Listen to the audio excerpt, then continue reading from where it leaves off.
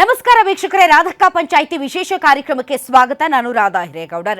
ದೇಶ ಮತ್ತು ರಾಜ್ಯದ ಹಲವಾರು ಜ್ವಲಂತ ಸಮಸ್ಯೆಗಳು ಮತ್ತು ವಿಚಾರಗಳ ಬಗ್ಗೆ ನೀವು ನಿಮ್ಮ ಪಂಚಾಯಿತಿ ಕಟ್ಟೆಗಳಲ್ಲಿ ಕುಳಿತುಕೊಂಡು ಮಾತಾಡೋದು ಸರ್ವೇ ಸಾಮಾನ್ಯ.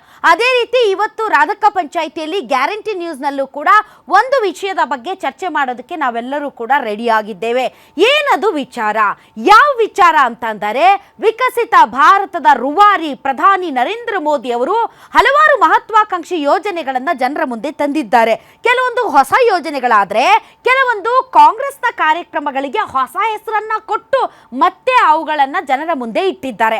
ಹಾಗಾದ್ರೆ ನರೇಂದ್ರ ಮೋದಿ ಅವರು ಬಂದ ಮೇಲೆ ತಂದಂತಹ ಹೊಸ ಮಹತ್ವಾಕಾಂಕ್ಷಿ ಕಾರ್ಯಕ್ರಮಗಳೇನಿವೆ ಅವುಗಳ ಮಾರ್ಕ್ಸ್ ಕಾರ್ಡ್ ಎಷ್ಟು? ನಿಜಕ್ಕೂ ಆ ಕಾರ್ಯಕ್ರಮಗಳು ಪಾಸ್ ಆಗಿದ್ದಾವ, ಫೇಲ್ ಆಗಿದ್ದಾವ? ಇತ್ತೀಚೆಗೆ ಒಂದು ವಿಚಾರ ಸಿಕ್ಕಾಪಟ್ಟೆ ಚರ್ಚೆ ಆಗ್ತಾ ಇರೋದು ನರೇಗಾ. ಹೌದು, ಒಂದು ಗ್ರಾಮದಲ್ಲಿ ವಾಸಿಸುವಂತಹ ಒಬ್ಬ ವ್ಯಕ್ತಿ ಜೀವನೋಪಾಯಕ್ಕಾಗಿ ಏನೂ ಮಾಡೋಕ್ಕಾಗದೇ ಇರುವಂತಹ ಸ್ಥಿತಿಯಲ್ಲಿ ಆತ ರೈತ ಆಗಿರ್ಬೋದು, ಗ್ರಾಮಸ್ಥ ಆಗಿರ್ಬೋದು, ಈ ಭಾರತದ ಯಾವುದೇ ಪ್ರಜೆ ನನಗೆ ಕೆಲಸ ಇಲ್ಲ, ನನಗೆ ಕೆಲಸ ಕೊಡಿ ಅಂತ ಒಂದು ಗ್ರಾಮ ಸಭೆಗೆ, ಗ್ರಾಮ ಪಂಚಾಯಿತಿಗೆ ಹೋದಂತಹ ಸಂದರ್ಭದಲ್ಲಿ ಆತನಿಗೆ ಸಂವಿಧಾನದ ದತ್ತವಾಗಿ ಬಂದಿರುವಂತಹ ಘನತೆಯಿಂದ ಬದುಕುವಂತಹ ಹಕ್ಕೇನಿದೆ ಅದನ್ನು ಪ್ರತಿಪಾದಿಸುವ ನಿಟ್ಟಿನಲ್ಲಿ ಆ ವ್ಯಕ್ತಿಯನ್ನ ಆರ್ಥಿಕವಾಗಿ ಸಬಲನಾಗಿಸೋದಕ್ಕೆ ಆ ಗ್ರಾಮ ಪಂಚಾಯಿತಿಗಳು ಆತ ಕೆಲಸ ಕೇಳಿದ 15 ದಿನಗಳ ಒಳಗಾಗಿ ಆತನಿಗೆ 100 ದಿನಗಳ ಕಾಲ ನಿರ್ದಿಷ್ಟ ಕೂಲಿಯಂತೆ ಕೆಲಸ ಕೊಡಬೇಕು. ಇದೇ ಮನ್ರೇಗಾ ಯೋಜನೆ. ಸೊ ಈ ಮನ್ರೇಗಾ ಯೋಜನೆ ಎಷ್ಟರ ಮಟ್ಟಿಗೆ ಗ್ರಾಮಸ್ಥರ ಅಥವಾ ಗ್ರಾಮೀಣ ಭಾಗದ ರೈತರನ್ನ ಸ್ವಾವಲಂಬಿಗಳನ್ನಾಗಿ ಮತ್ತು ಅವರ ಬದುಕನ್ನು ಸುಧಾರಿಸಿದೆ ಅಂದರೆ, ಉದಾಹರಣೆಗೆ ಕೊರೋನಾ ಟೈಮಲ್ಲಿ ಎಲ್ಲ ಶಟ್ ಡೌನ್ ಆಯಿತು, ದೊಡ್ಡ ಕಂಪನಿಗಳು ಶಟ್ ಡೌನ್ ಆಯಿತು. ಆದರೆ ಮನ್ರೇಗಾದಲ್ಲಿ ಮಾತ್ರ ಕೋವಿಡ್ ಟೈಮಲ್ಲಿ ಗ್ರಾಮೀಣ ಜನರ ಬದುಕು ಗಟ್ಟಿಯಾಯಿತು. ಇಂತಹ ಹಲವಾರು ಉದಾಹರಣೆಗಳ ಸಂದರ್ಭದಲ್ಲಿ ಈಗ ನರೇಂದ್ರ ಮೋದಿ ಅವರು ಈ ಮನ್ರೇಗಾ ಅನ್ನುವಂತಹ ಯೋಜನೆಗೆ ಕೆಲವೊಂದು ತಿದ್ದುಪಡಿ ಅನ್ನೋದಕ್ಕಿಂತ ಹೊಸದಾಗಿ ಕಾಯ್ದೆಯನ್ನು ಮಂಡಿಸಿ ಅದರಲ್ಲಿ ಕೆಲವೊಂದು ಬದಲಾವಣೆಗಳನ್ನು ತಂದಿದ್ದಾರೆ. ಈ ಬದಲಾವಣೆಗಳು ಗ್ರಾಮಸ್ಥರ ಭಾಗದ ಜನರ ಬದುಕಿಗೆ ಅದು ಮಾರಕವಾಗಿದೆ ಅನ್ನೋ ಥರದಲ್ಲಿ ಕಾಂಗ್ರೆಸ್ಸು ಕೂಡ ಫೈಟ್ ಮಾಡ್ತಾ ಇದೆ. ಹಳೆ ಕಾರ್ಯಕ್ರಮಗಳ ಹೆಸರುಗಳನ್ನು ಬದಲಾಯಿಸಿದ ಮಾತ್ರಕ್ಕೆ ವಿಕಸಿತ ಭಾರತದಲ್ಲಿ ಜನ ಉದ್ಧಾರ ಆಗ್ತಾರ ಅನ್ನುವಂಥ ಹೊಸ ಚರ್ಚೆ ಶುರುವಾಗಿದೆ. ಹೀಗಾಗಿ ಇವತ್ತಿನ ರಾಧಕ್ಕ ಪಂಚಾಯಿತಿಯಲ್ಲಿ ನಾವು ವೀಕ್ಷಕರೇ ನರೇಂದ್ರ ಮೋದಿ ಅವರ ಹಳೆ ಮತ್ತು ಹೊಸ ಕಾರ್ಯಕ್ರಮಗಳು, ಹೆಸರು ಬದಲಾಯಿಸಿದ ಕಾರ್ಯಕ್ರಮಗಳು ಪಾಸ್ ಆಗಿವೆಯಾ, ಫೇಲ್ ಆಗಿವೆಯಾ ಅನ್ನೋದರ ಬಗ್ಗೆ ಮಾತಾಡ್ತೀವಿ. ಇದರಲ್ಲಿ ಹಲವಾರು ಕಾರ್ಯಕ್ರಮಗಳಿರುತ್ತೆ, ಆ ಕಾರ್ಯಕ್ರಮಗಳ ಪ್ರಗತಿ ಇರುತ್ತೆ, ಆ ಕಾರ್ಯಕ್ರಮಗಳಿಂದ ದೇಶದ ಆರ್ಥಿಕ ಪರಿಸ್ಥಿತಿಯ ಸ್ಥಿತಿಗತಿಗಳು ಇರುತ್ತೆ, ಎಲ್ಲ ವಿಚಾರಗಳ ಬಗ್ಗೆ ಮಾತಾಡ್ತೀವಿ. ಇದೇ ಈ ಹೊತ್ತಿನ ರಾಧಕ್ಕ ಪಂಚಾಯಿತಿ ವಿಶೇಷ. ಮೋದಿ ಸ್ಕೀಮ್ಸ್ ಪಾಸಾ ಫೇಲಾ?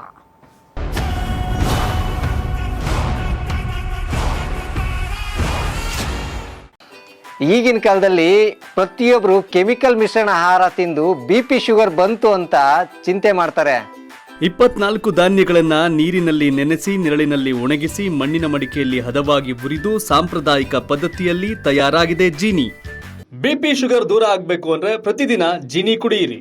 ಎಸ್ ವೀಕ್ಷಕರೇ, ರಾಧಕ್ಕ ಪಂಚಾಯಿತಿಯಲ್ಲಿ ನೀವು ವೀಕ್ಷಕರ ಪರವಾಗಿ ಮಾತಾಡೋದಕ್ಕೆ ಸಾಕಷ್ಟು ಜನ ಆಡಿಯನ್ಸ್ ನಮ್ಮ ಸ್ಟುಡಿಯೋದಲ್ಲಿದ್ದಾರೆ. ಬನ್ನಿ ಅವರನ್ನ ವೆಲ್ಕಮ್ ಮಾಡೋಣ. ತಮ್ಮೆಲ್ಲರಿಗೂ ಕೂಡ ರಾಧಕ್ಕ ಪಂಚಾಯಿತಿ ವಿಶೇಷ ಕಾರ್ಯಕ್ರಮಕ್ಕೆ ಸ್ವಾಗತ. ಇನ್ನು ವೀಕ್ಷಕರೇ, ಮೋದಿ ಅವರ ಕಾರ್ಯಕ್ರಮಗಳು ಪಾಸ್ ಆಗಿದ್ದಾವ, ಫೇಲ್ ಆಗಿದ್ದಾವ, ಈ ವಿಚಾರದ ಬಗ್ಗೆ ಮಾತಾಡೋದಕ್ಕೆ ಅತಿಥಿಗಳು ನಮ್ಮೊಂದಿಗೆ ಇದ್ದಾರೆ. ಯಂಗ್ ಅಂಡ್ ಯೂತ್ ಲೀಡರ್ಸ್ ಇದ್ದಾರೆ, ಡೈನಾಮಿಕ್ ಯೂತ್ ಲೀಡರ್ಸ್. ಯಾಕೆಂದ್ರೆ ಇವರು ನಮ್ಮ ಮುಂದಿನ ಭವಿಷ್ಯದ ನೇತಾರರು. ಹಾಗಾದ್ರೆ ಬನ್ನಿ ಅವರನ್ನ ವೆಲ್ಕಮ್ ಮಾಡೋಣ. ನಮ್ಮೊಂದಿಗೆ ಇದ್ದಾರೆ JDS ಪಕ್ಷದ ವಕ್ತಾರರಾದಂಥ ಅಶ್ವಿನ್ ಅವರು. ಅಶ್ವಿನ್, ತಮಗೆ ವಿಶೇಷ ಕಾರ್ಯಕ್ರಮಕ್ಕೆ ಸ್ವಾಗತ. ಅದೇ ರೀತಿ ಕಾಂಗ್ರೆಸ್ನ ವಕ್ತಾರರಾದಂಥ ಶತವಿಶ್ ಶಿವಣ್ಣ ಅವರು ನಮ್ಮೊಂದಿಗಿದ್ದಾರೆ, ತಮಗೂ ಕೂಡ ವಿಶೇಷ ಕಾರ್ಯಕ್ರಮಕ್ಕೆ ಸ್ವಾಗತ. ಬಿಜೆಪಿ ವಕ್ತಾರರಾದಂತಹ ಉತ್ಕರ್ಷ್ ನಮ್ಮೊಂದಿಗೆ ಜಾಯ್ನ್ ಆಗಿದ್ದಾರೆ. ಉತ್ಕರ್ಷ್ ಅವರೇ, ತಮಗೂ ಸ್ವಾಗತ. ಇನ್ನು ಆಮ್ ಆದ್ಮಿ ಪಾರ್ಟಿಯಿಂದ ದರ್ಶನ್ ಅವರು ಜಾಯ್ನ್ ಆಗಿದ್ದಾರೆ. ದರ್ಶನ್ ಅವರೇ, ತಮಗೂ ಕೂಡ ವಿಶೇಷ ಕಾರ್ಯಕ್ರಮಕ್ಕೆ ಸ್ವಾಗತ. ಮೊದಲನೇದಾಗಿ ನಾವು ಈ ಕಾರ್ಯಕ್ರಮವನ್ನು ನಮ್ಮ ಶತವಿಶ್ ಶಿವಣ್ಣ ಅವರೊಂದಿಗೆ ಆರಂಭಿಸ್ತೀವಿ. ಯಾಕೆ ಅಂತಂದರೆ, ಲೋಕಸಭೆಯಲ್ಲಿ ಈ ಮನ್ರೇಗಾ ಹೆಸರು ಬದಲಾವಣೆ ಮಾಡಿ ವಿಕಸಿತ ಭಾರತ ಜಿ ಅಂತ ಬದಲಾಯಿಸಿದ್ದಾರೆ. ಅಂದರೆ ಹಳೆ ಸ್ಕೀಮ್ಗೆ ಕೆಲವೊಂದು ತಿದ್ದುಪಡಿಗಳನ್ನು ತಂದು ಹೊಸ ಕಾಯ್ದೆಯಾಗಿ ಲೋಕಸಭೆಯಲ್ಲಿ ಮಂಡಿಸಿ ಬಿಲ್ ಪಾಸ್ ಮಾಡಿಕೊಂಡಿದ್ದಾರೆ. ಈ ಮನ್ರೇಗಾ ಅನ್ನೋ ವಿಚಾರದಲ್ಲಿ ಅಂದರೆ ಮಹಾತ್ಮ ಗಾಂಧಿ. ಸೊ ಈ ಮಹಾತ್ಮ ಗಾಂಧಿ ಅನ್ನುವಂಥ ಹೆಸರನ್ನು ಕಟ್ ಮಾಡಿ ಜಿ ರಾಮ್ ಜಿ ಅಂತ, ಅಂದರೆ ಭಾರಿ ಕಸರತ್ತು ಮಾಡಿದ್ದಾರೆ. ರಾಮ್ಜಿ ಅವರನ್ನು ಅಲ್ಲಿ ಸೇರಿಸೋದಕ್ಕೆ, ರಾಮ್ಜಿ ಅನ್ನೋದನ್ನ ಅಲ್ಲಿ ಅವಕಾಶ ಮಾಡಿಕೊಡೋದಕ್ಕೆ ಸಿಕ್ಕಾಪಟ್ಟೆ ಕಸರತ್ತು ಮಾಡ್ದಂಗೆ ಕಾಣ್ತಾ ಇದೆ. ನಂಬರ್ 1. ನಂಬರ್ 2, ನರೇಗಾ ಯೋಜನೆಯ ಅಡಿಯಲ್ಲಿ ಈ ಒಂದು ಸ್ಕೀಮ್ಗೆ ಯಾರು ಎಷ್ಟು ಪ್ರಮಾಣದ ಹಣ ಹಾಕಬೇಕು ಅನ್ನೋ ವಿಚಾರದಲ್ಲೂ ಕೂಡ ಕೆಲವೊಂದು ತಿದ್ದುಪಡಿಗಳಾಗಿದ್ದು ಅದು ರಾಜ್ಯ ಸರ್ಕಾರದ ಮೇಲೆ ಹೊರೆ ಆಗುತ್ತೆ. ಹೀಗಾಗಿ ಈ ಯೋಜನೆ ಹಳ್ಳ ಹಿಡಿಯುತ್ತೆ ಅನ್ನುವ ವಿಚಾರದಲ್ಲಿ ಪ್ರತಿಪಕ್ಷಗಳು ಸಿಕ್ಕಾಪಟ್ಟೆ ಪ್ರಬಲವಾಗಿ ಫೈಟ್ ಮಾಡ್ತಾ ಇದ್ದಾವೆ. ಹಾಗಾದರೆ ಬನ್ನಿ ನಮ್ಮ ಚರ್ಚೆಯನ್ನು ಆರಂಭಿಸೋಣ. ಶತಭಿಷ್ ಅವರೇ, ಮೋದಿ ಅವರ ಹೊಸ ಸ್ಕೀಮ್ಗಳು, ಹಳೆ ಸ್ಕೀಮ್ಗಳು, ಕಾಂಗ್ರೆಸ್ ಪಕ್ಷದ ಹಳೆ ಸ್ಕೀಮ್ಗಳ ಹೆಸರು ಬದಲಾವಣೆ, ಇಲ್ಲಿಯವರೆಗೆ ಅವರು ಕೊಟ್ಟಂತಹ ಯೋಜನೆಗಳು ಸಕ್ಸಸ್ ಆಗಿದಾವ, ಫೇಲಿಯರ್ ಆಗಿದಾವ, ಎಷ್ಟರ ಮಟ್ಟಿಗೆ ಸಾಧಿಸಿದ್ದಾರೆ, ಎಷ್ಟರ ಮಟ್ಟಿಗೆ ಸಾಧನೆ ಇದೆ ಮೋದಿ ಅವರದ್ದು? ಮೇಡಮ್, ಕೇಂದ್ರ ಸರ್ಕಾರದಲ್ಲಿ ನರೇಂದ್ರ ಮೋದಿ ಅವರ ನೇತೃತ್ವದ ಸರ್ಕಾರ ಬಂದು 12 ವರ್ಷಗಳು ಆಗ್ತಾ ಇದೆ. ಈ 12 ವರ್ಷಗಳಲ್ಲಿ ಈ ಸರ್ಕಾರದ ಕೊಡುಗೆ ಏನು, ಈ ದೇಶಕ್ಕೆ ಯಾವ ರೀತಿಯ ಅಭಿವೃದ್ಧಿ ಕಾರ್ಯಗಳನ್ನು ಮಾಡಿದ್ದಾರೆ, ಈ ಹೊಸದಾಗಿ ಏನು ಕೊಟ್ಟಿರ್ತಕ್ಕಂಥ ಯೋಜನೆಗಳು ಏನು ಅಂತ ನಾವು ಕೇಳಿದ್ರೆ ಇದಕ್ಕೆ ಉತ್ತರ ಬರ್ತಕ್ಕಂಥದ್ದು ಶೂನ್ಯ, ಟೋಟಲ್ ಝೀರೋ. UPA ಮಾಡ್ತಕ್ಕಂಥ ಅಥವಾ ಕಾಂಗ್ರೆಸ್ ಆಡಳಿತದ ಸರ್ಕಾರ ಕೊಡ್ತಕ್ಕಂತಹ ಯೋಜನೆಗಳನ್ನ ಇವತ್ತು ಪುನರ್ ನಾಮಕರಣವನ್ನ ಮಾಡೋದ್ ಬಿಟ್ಟು ಯಾವುದೇ ತರದ ಅಭಿವೃದ್ಧಿನೂ ಆಗಿಲ್ಲ, ಯಾವುದೇ ತರದ ಬದಲಾವಣೆಗಳು ಆಗಿಲ್ಲ. ಇವಾಗ ಮನ್ರೇಗಾ ಈ ದೇಶಕ್ಕೆ ಯಾಕೆ ಕೊಟ್ವಿ ಅಂತ ನಾವು ಒಂದ್ ಸ್ವಲ್ಪ ಚರ್ಚೆ ಮಾಡ್ಬೇಕಾಗತ್ತೆ. ಮಹಾತ್ಮ ಗಾಂಧೀಜಿ ಅವರ ಕನಸೇನಿತ್ತು? ಗ್ರಾಮ ಸ್ವರಾಜ್ಯ. ಈ ಗ್ರಾಮೀಣ ಪ್ರದೇಶವನ್ನ ಅಭಿವೃದ್ಧಿ ಮಾಡಿದ್ರೆ ದೇಶ ಅಭಿವೃದ್ಧಿ ಆಗತ್ತೆ.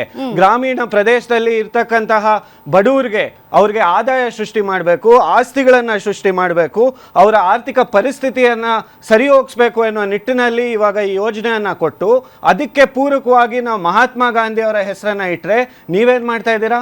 ಅವ್ರ ಹೆಸರನ್ನ ತೆಗೆದು ಈ ಮಹಾತ್ಮ ಗಾಂಧಿ ಅವ್ರಿಗೆ ಅವಮಾನವನ್ನ ಮಾಡ್ತಾ ಇದ್ದೀರಾ.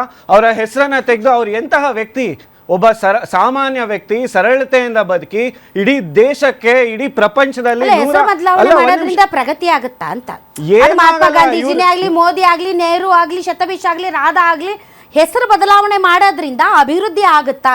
ಅದು ತುಂಬಾ ಹೆಸರು ಬದಲಾವಣೆ ಮಾಡೋದ್ರಿಂದ ಯಾವುದೇ ತರದ ಅಭಿವೃದ್ಧಿ ಆಗಲ್ಲ. ನೀವು ಕೆಲಸ ಮಾಡೋದ್ರಿಂದ ಅಭಿವೃದ್ಧಿ ಆಗತ್ತೆ. ಇವಾಗ 2 ವಿಶೇಷವಾಗಿ ಯಾಕೆ ಈ ಕಾಯ್ದೆಯನ್ನ ತಂದಿದ್ದಾರೆ ಅಂತ ನಾವು ಮಾತನಾಡಬೇಕಾಗತ್ತೆ. ಒಂದು, ಮಹಾತ್ಮ ಗಾಂಧಿ ಅವರ ವಿರುದ್ಧ ಅವ್ರಿಗೆ ಇರತಕ್ಕಂಥ ಅಸಹನೆ, ದ್ವೇಷ ಮತ್ತು ಅಸೂಯೆ. 2ನೇದು, ಸರ್ಕಾರದ ಮೇಲೆ ಅಥವಾ ರಾಜ್ಯಗಳ ಮೇಲೆ ಆರ್ಥಿಕವಾಗಿ ಹೊರೆಯನ್ನು ಬೀರಬೇಕು ಅನ್ನೋ ನಿಟ್ಟಿನಲ್ಲಿ ಈ ವಿಧೇಯಕನ ಯಾರನ್ನೂ ಹೇಳ್ದೆ ಕೇಳದೆ ಏಕಾಏಕಿ ತಂದಿದ್ದಾರೆ. ಇವಾಗ ಪೂರ್ಣ ಪ್ರಮಾಣವಾಗಿ ಕೇಂದ್ರ ವಹಿಸ್ಕೊಂಡಿರುವಂತಹ ಯೋಜನೆ ಇದು. ಇದಕ್ಕೆ ಏಕಾಏಕಿ 60 ನಾವು ಕೊಡ್ತೀವಿ, 40 ನೀವು ಕೊಡ್ತೀವಿ ಅಂತ ಯಾರನ್ನ ಕೇಳಿ ಮಾಡಿದ್ರು? ಕರ್ನಾಟಕ ರಾಜ್ಯದ ಸರ್ಕಾರವನ್ನ ಕೇಳಿದ್ರ, ರಾಜ್ಯದ ಮುಖ್ಯಮಂತ್ರಿಗಳನ್ನ ಕೇಳಿದ್ರ, ಫೈನಾನ್ಸ್ ಮಿನಿಸ್ಟ್ರೀಸ್ನ ಕೇಳಿದ್ರ, ಎಲ್ಲೆಲ್ಲಿ ನಿಮಗೆ ಆ ಆರ್ಥಿಕ ಪರಿಸ್ಥಿತಿ ಇದೆಯಾ, ಈ ಒಂದು ಯೋಜನೆಗೆ ನೀವು ದುಡ್ಡು ಹಾಕಕ್ಕೆ ಸಾಧ್ಯನಾ ಇಲ್ವಾ ಅಂತ ಕೇಳಿದ್ರ? BJP ಅವರಾಗಿರ್ಲಿ, JDS ಅವರಾಗಿರ್ಲಿ, ಕಾಂಗ್ರೆಸ್ ಪಕ್ಷದಾಗಿರ್ಲಿ, ನಾವು ಕರ್ನಾಟಕ ರಾಜ್ಯದ ಜನರಾಗಿ ಇದನ್ನ ಧ್ವನಿ ಎತ್ತಲೇಬೇಕು.